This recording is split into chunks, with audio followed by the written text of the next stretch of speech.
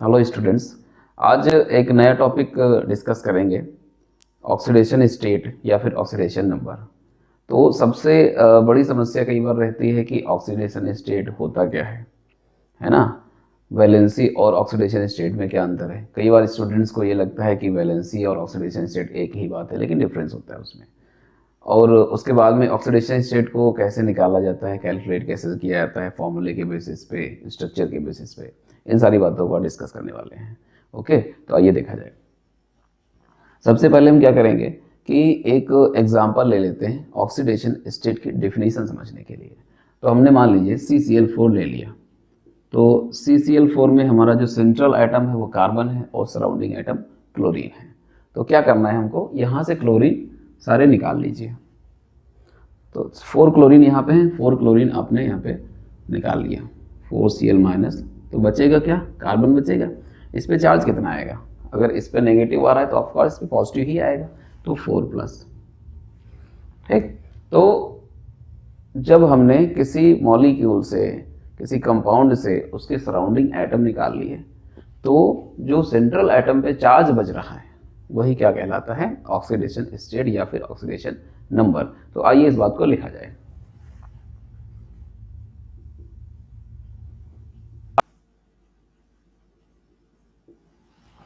ठीक है, तो क्या हुआ, it is the charge remaining on the central atom.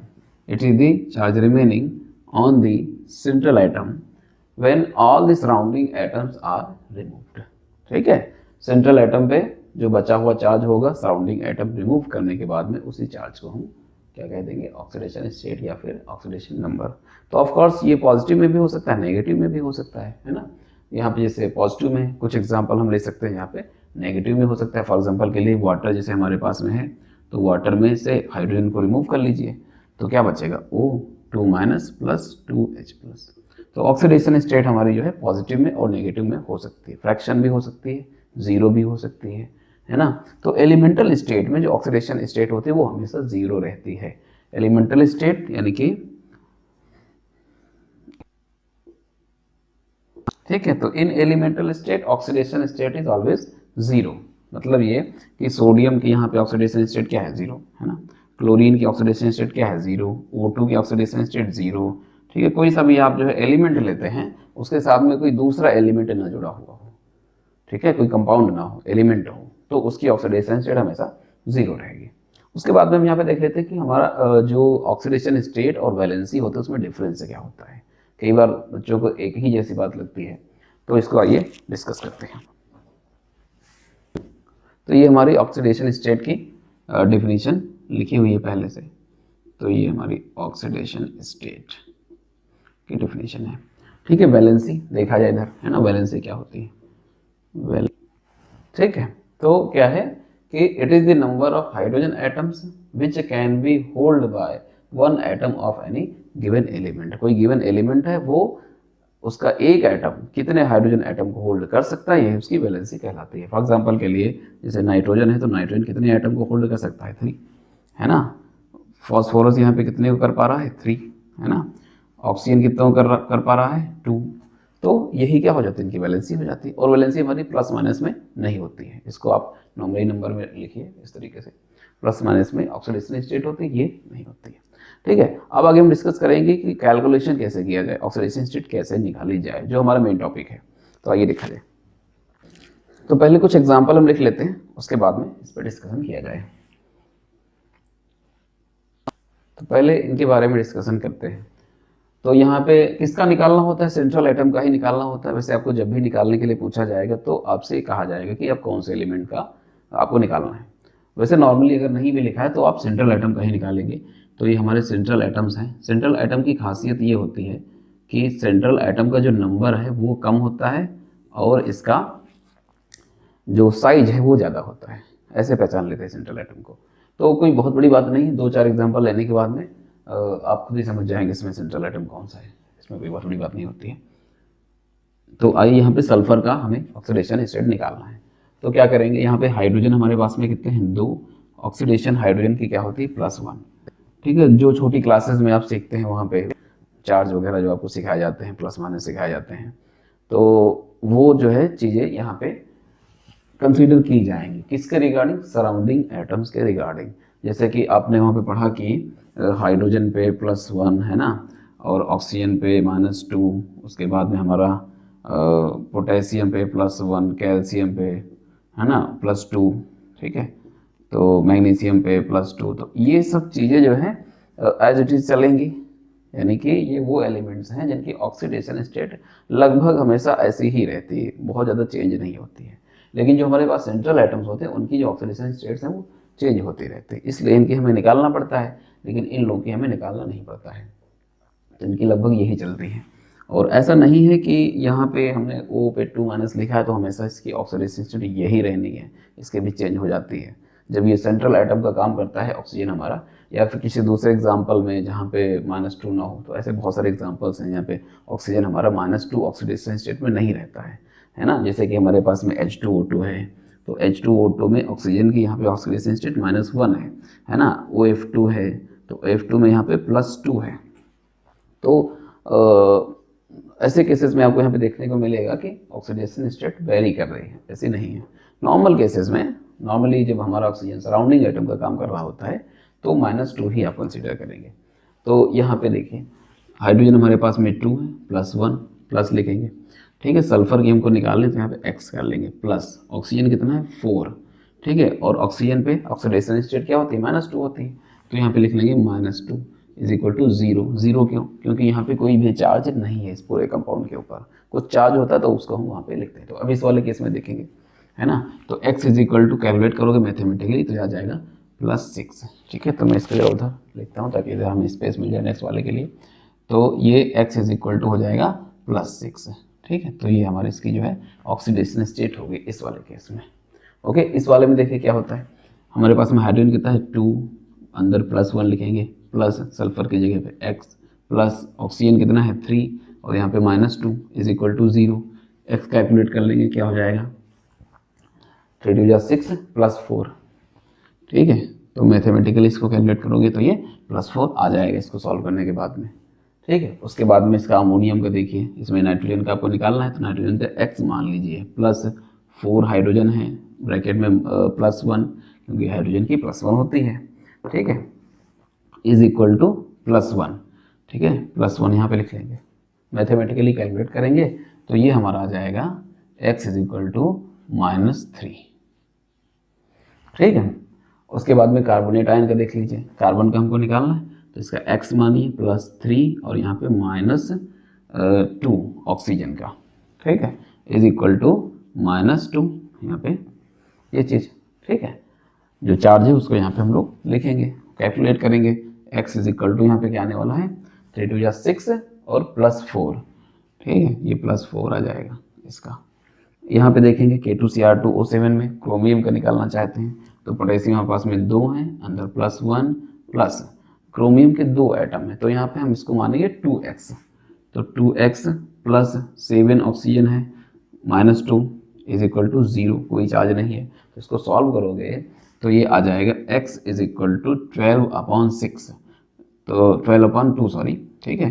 तो ये फाइनली आ जाएगा 6, तो ऑक्सीडेशन स्टेट इसकी क्या हो जाएगी, इसकी हो जाएगी 6, वो भी प्लस में ही, प्लस लिखो चाहे लिखो तो प्लस ही माना जाएगा, ठीक है। तो इस तरीके से आप जो है ऑक्सीडेशन स्टेट निकाल सकते हैं। ओके, आइए जरा यहाँ पे कुछ और हम निकाल के देखें, H2O2 की जरा निकाल के देख लेते हैं, ठीक है। H2O2 की अगर आप निकालना चाहते हैं तो ऑक्सीजन की निकालना चाहते हैं H2O2 में, ठीक है। तो हाइड्रोजन कितना है 2, अंदर +1 प्लस ऑक्सीजन हमारा 2 है, तो 2x इसको मानेंगे इज इक्वल टू 0, ठीक है। तो इसको सॉल्व करिए तो क्या हो जाएगा, ये हो जाएगा हमारा 2 + 2x इज इक्वल टू 0, ठीक है। तो 2x इज इक्वल टू -2 है ना, तो ये हो जाएगा x इज इक्वल टू -2/2, यानी कि x इज इक्वल टू -1, तो ये -1 आ जाएगा इसकी ऑक्सीडेशन स्टेट H2O2 में। ओके, तो ये हमारे जो है फॉर्मूले से इस तरीके से ऑक्सीडेशन स्टेट आप निकाल पाते हैं। OF2 की जरा देख लें, तो OF2 में इस तरीके से देखिए। अब क्वेश्चन ये है कि OF2 में ऑक्सीजन की ऑक्सीडेशन स्टेट +2 क्यों हो गई, है ना। तो उसका आंसर ये यहाँ पे हमने निकाल के दिखाया है, +2 है, यहाँ पे निकाल के लिख दिया है, अभी निकाल के बताता हूँ कैसे आया। तो +2 इन द सेंस +2 क्यों हुआ, मतलब ये हो सकता है आप पहले कभी ना देखे हों कि ऑक्सीजन की ऑक्सीडेशन स्टेट प्लस में भी होती है, लेकिन होती है। उसका रीज़न ये है कि जो फ्लोरीन है वो बहुत ज़्यादा इलेक्ट्रोनेगेटिव होता है, मतलब most electronegative element of the periodic table is fluorine. तो वो क्या करता है, ऑक्सीजन से इलेक्ट्रॉन को एक्सेप्ट कर लेता है, विड्रॉ कर लेता है।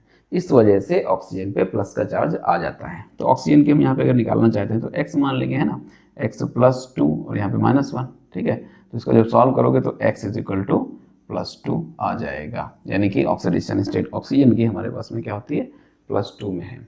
अब देखिए ये जो ऑक्सीडेशन स्टेट्स हैं इनका जो रिप्रेजेंटेशन होता है उसको स्टोक्स नोटेशन बोलते हैं। उसमें होता क्या है कि आपको इसको जो है रोमन नंबर में लिखना पड़ता है। तो यहाँ पे जैसे 6 है तो यहाँ पे हम इसको 6 ऐसे रोमन नंबर में लिखेंगे, ठीक है, ऐसे ब्रैकेट में लिखिए रोमन नंबर में, ठीक है। इस तरीके से लिखी जाती है। अगर प्लस में है तो, और अगर माइनस में है तो फिर आप नॉर्मली लिखेंगे। जैसे कि यहाँ पे आप देखिए नाइट्रोजन की माइनस में है तो इसको ऐसे ही लिखेंगे। अगर नाइट्रोजन के पास में आप लिखना चाहते हैं तो इसको -3 इस तरीके से लिखेंगे, प्लस में तो रोमन में, और अगर माइनस में है तो नॉर्मल नंबर जो हम लोग यूज़ करते हैं। क्लियर है। तो ये फॉर्मूले से ऑक्सीडेशन स्टेट इस तरीके से आप निकाल सकते हैं। उसके बाद में हम देखें जरा स्ट्रक्चर से ऑक्सीडेशन स्टेट कैसे निकाला जाएगा, ठीक है। तो स्ट्रक्चर से ऑक्सीडेशन स्टेट निकाल सकते हैं। तो देखिए स्ट्रक्चर से ऑक्सीडेशन स्टेट निकालने के लिए हम जो है एक आध स्ट्रक्चर यहाँ पे बना लेते हैं, फिर आपको जो है समझाते हैं। तो ये हमारे पास में कुछ स्ट्रक्चर हैं जिसमें आइए हम डिस्कस करते हैं, ठीक है। K2Cr2 7 यानी कि 1 2 3 4 5 6 7, ठीक है। तो यहाँ पे देखिए पहले इसमें देखा जाए, यहाँ पे एक बॉन्ड कम रह गया, एक ऑक्सीजन कम है, इसको मैं लगा देता हूँ। अब ये बन गया हमारा H2SO4 का स्ट्रक्चर, ठीक। तो देखिए यहाँ पे हमें क्या करना होता है कि ऑक्सीजन क्या है, ज़्यादा इलेक्ट्रोनेगेटिव होता है, ठीक है। तो इसकी तरफ क्या होगा, पार्शियल नेगेटिव चार्ज आएगा, है ना। तो यहाँ पे हम क्या लिखेंगे, माइनस और माइनस, 2 माइनस आएंगे, ठीक है। तो जब यहाँ पे माइनस आ रहे हैं तो यहाँ पे 2 प्लस आएंगे, है ना, इस तरीके से, ठीक है। 2 ऊपर माइनस तो नीचे 2 प्लस, इस तरीके से। यहाँ पे देखिए ऑक्सीजन पे 2 माइनस होते हैं, यहाँ पे थे, नीचे भी होंगे, तो इधर माइनस और एक इधर माइनस, ऐसे। तो यहाँ पे माइनस तो यहाँ पे प्लस, यहाँ पे माइनस तो यहाँ पे ये वाला प्लस, ठीक है। सेम चीज़ जैसे हमने ऊपर किया तो उसको नीचे कर लो, यहाँ पे 2 माइनस, ठीक है, तो यहाँ पे 2 प्लस। माइनस कैसे भी लिख सकते हो, कोई ऐसा रूल नहीं है कि आप इसको कहाँ पे लिखते हैं, बस खाली आपको समझ में आना चाहिए। यहाँ पे देखेंगे, है ना, यहाँ पे एक माइनस, यहाँ पे एक प्लस, यहाँ पे एक प्लस, ठीक है। तो ऑक्सीजन जहाँ पे थे वहाँ पे हमने 2 माइनस दे दिए हैं, ठीक है, और उसके ऑपोजिट साइड में प्लस। तो यहाँ पे हमने ऐसे जो है माइनस और प्लस डिस्ट्रीब्यूट किया हुआ है, ठीक है। तो आइए जरा देखिए फिर इस सल्फर पे कितने प्लस हुए, है ना। तो आपको देखा जरा 6 प्लस हुए हैं, तो सल्फर की ऑक्सीडेशन स्टेट क्या हो गई, +6। इस तरीके से स्ट्रक्चर से निकाला जाता है।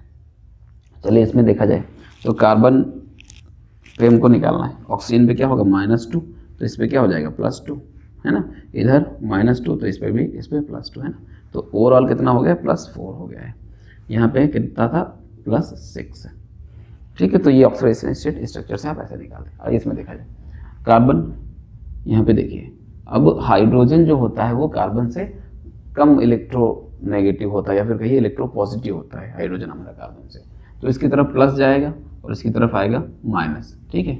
इसमें क्या होगा, -1 यहाँ पे +1, ठीक है। अब देखो इस कार्बन और इस कार्बन में के बीच में इस तरीके का माइनस प्लस कुछ नहीं होता है। अगर सेम एलिमेंट हैं तो वहाँ पे माइनस प्लस कुछ नहीं होगा, उसको आप 0 कह सकते हो। तो 0 लिखने का कोई फ़ायदा नहीं, वैसे रहने दो। तो आप देखिए यहाँ पे प्लस और माइनस ये दोनों एक दूसरे को न्यूट्रल कर रहे हैं, तो फाइनली यहाँ पे +1 बच रहा है, यानी कि इस कार्बन की जो ऑक्सीडेशन स्टेट है वो क्या है, +1 है, ठीक है। आइए इस पर डिस्कस किया जाए।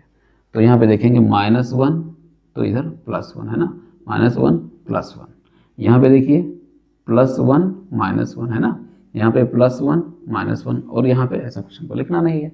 तो ये एक दोनों को एक दूसरे को कैंसिल कर रहे हैं, फाइनली ये बच रहा है, यानी कि इस कार्बन की ऑक्सीडेशन स्टेट हमारी क्या हो गई है, -1, ठीक है। तो इस तरीके से आप जो है किसी भी स्ट्रक्चर की में किसी स्ट्रक्चर में किसी भी एटम की ऑक्सीडेशन स्टेट इस तरीके से आप निकाल सकते हैं, ठीक है। कई बार क्या होता है कि ऑक्सीडेशन स्टेट जब आप फॉर्मूले से निकालते हो और नंबर ऑफ एटम्स ज़्यादा होते हैं तो आपको एवरेज ऑक्सीडेशन स्टेट मिलती है जो फ्रैक्शन में होती है। इसमें भी और हम एग्जांपल्स उठाएंगे, फिर डिस्कस करेंगे।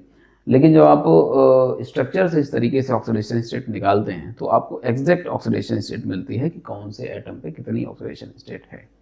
ठीक है, अगर इस फॉर्मूले इस स्ट्रक्चर में आप ऑक्सीडेशन स्टेट फार्मूले के बेसिस पे निकालोगे तो एक ऑक्सीडेशन को ही मिलेगी जो एवरेज ऑक्सीडेशन स्टेट होगी, है ना, क्योंकि आप यहाँ पे देखिए दो मिले ना, +1 भी है और -1 भी है, इसकी +1 इसकी -1 भी है। तो जब फॉर्मूले से निकालो तो ऑफकोर्स एक्स के फॉर्म में आप निकालोगे, एक्स मान के, तो एक्स की वैल्यू तो कोई एक ही होगी ना, तो फिर वो वैल्यू कुछ भी हो सकती है ना, दोनों के एवरेज निकाल के ऐसे आएगी। अभी चेक कर लेते हैं इस पर, ठीक है, इसका फॉर्मूला लिख के और फिर जो है इसकी ऑक्सीडेशन स्टेट निकाल लेते हैं फॉर्मूले के बेसिस पे। तो पहले इसको हम देख लें, तब उसके बाद में ही आगे बढ़ते हैं। तो देखिए यहाँ पे इसका फॉर्मूला लिख लो पहले।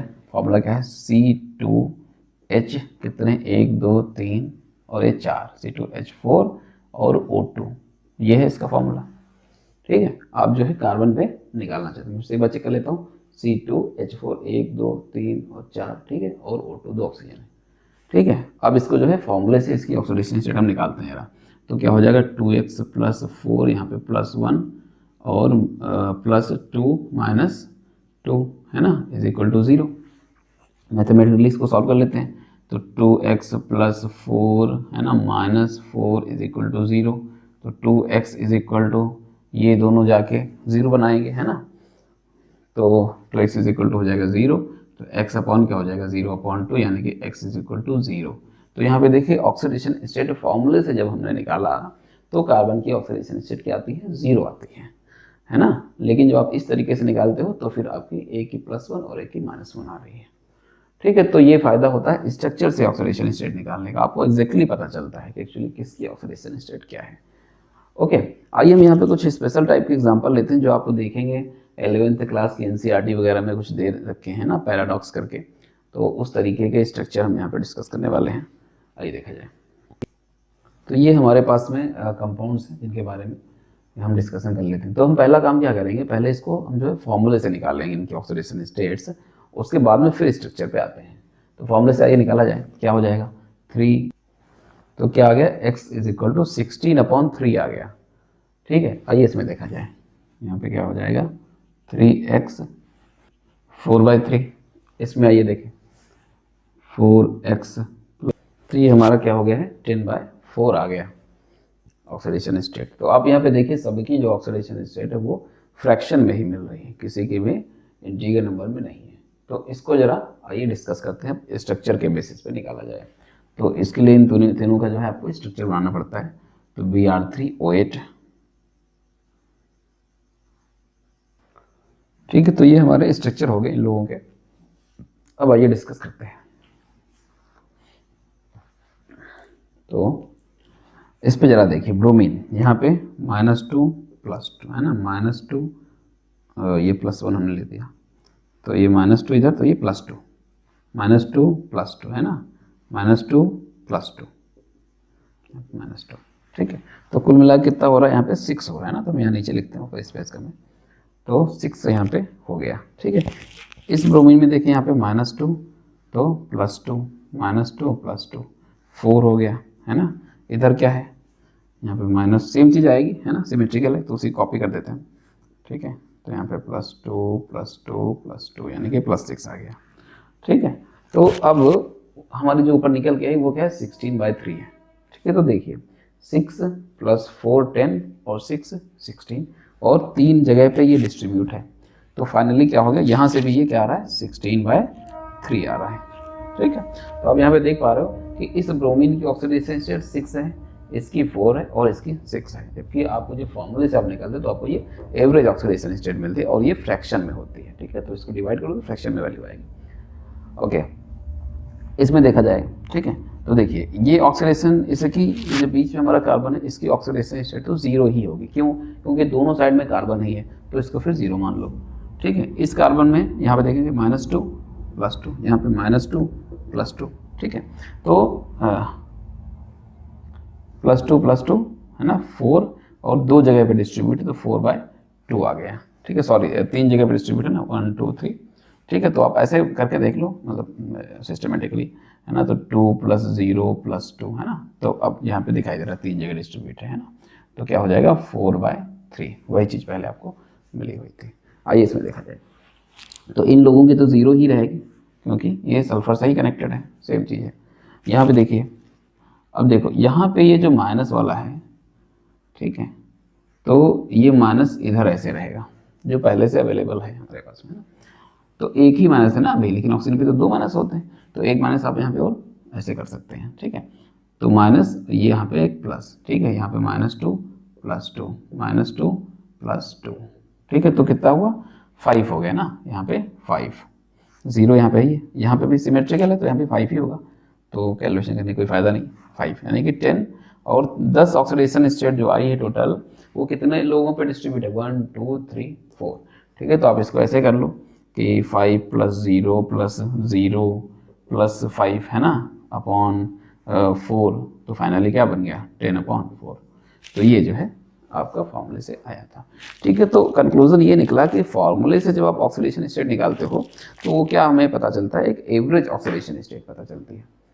लेकिन जो आप स्ट्रक्चर से निकालते हैं तो टू द पॉइंट एग्जैक्ट जो है ऑक्सीडेशन स्टेट पता चलती है। जैसे कि आप देखिए यहाँ पे सल्फर की 5 है, यहाँ भी 5 है, ठीक है, यहाँ पे 0 है, जबकि फॉर्मूले से आपको एक एवरेज ऑक्सीडेशन स्टेट पता चलती है, ठीक है।